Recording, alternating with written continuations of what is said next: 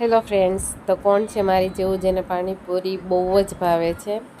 તો જોઈને મોઢામાં પાણી આવી ગયું ને, તો ચાલો આપણે રેસીપી સ્ટાર્ટ કરીએ. તો પાણીપુરી બનાવવા માટે મેં અહીં મિક્સર જારમાં લીલા ધાણા લીધા છે, સારી રીતે ધોઈ નાખ્યા છે. એમાં આપણે 1 વાટકી જેટલા મોટી 1 વાટકી લીલા ધાણા લીધા છે અને અડધી વાટકી જેટલો લીલો સરસ ફુદીનો લીધો છે. હવે એમાં આપણે તીખા મરચાં નાખીશું. સ્પાઇસી તમારે આ ચોઈસ પ્રમાણે કરવાનું છે. તીખું ખાતા હોય તો વધારે લેજો અને નહીંતર ઓછું લેજો. હવે આદું લીધું છે અને 1 ચમચી ફ્લેવર માટે આપણે જીરું એડ કરીશું.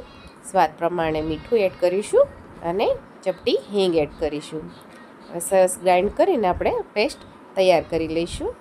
હવે એમાં આપણે ઠંડુ પાણી એડ કરીશું. અંદર આપણે લીંબુ એડ કરીશું. હું અહીંયા તીખું પાણી બનાવું છું, એટલે અમે આંબલીનો યુઝ નથી કર્યો.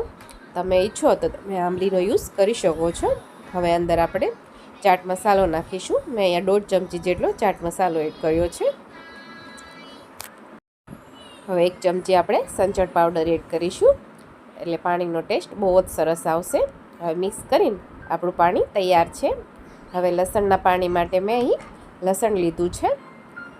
1 ચમચી લાલ મરચું એડ કર્યું છે અને આદુનો એક નાનો ટુકડો એડ કરીશું.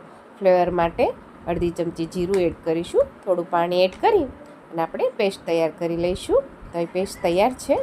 હવે એને આપણે વાસણમાં કાઢી અને 2 ગ્લાસ મેં અહીં પાણી એડ કર્યું છે, ઠંડુ પાણી. હવે મિક્સ કરી અંદર આપણે અડધી ચમચી ચાટ મસાલો એડ કરીશું. હવે એમાં આપણે લીંબુ એડ કરી દઈશું અને સારી રીતે મિક્સ કરી દઈશું. હવે અહીં બાફેલા બટાકા છે, મેં એને મેશ કરી દીધા છે. અંદર આપણે 1 ચમચી ધાણા જીરું એડ કરીશું.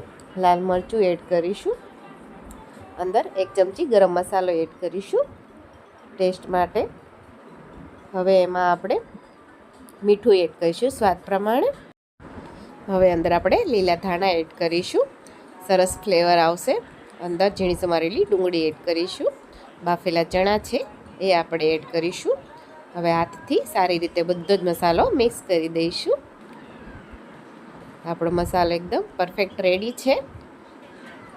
તમે જોઈ શકો છો લસણનું પાણી પણ એકદમ રેડી છે અને ખાટું અને તીખું પાણી પણ રેડી છે.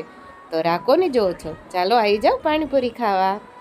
તો ફ્રેન્ડ્સ, તમને આ વિડીયો ગમ્યો હોય તો લાઈક કરજો, શેર કરજો અને મારી ચેનલ સબસ્ક્રાઈબ કરજો. Thank you.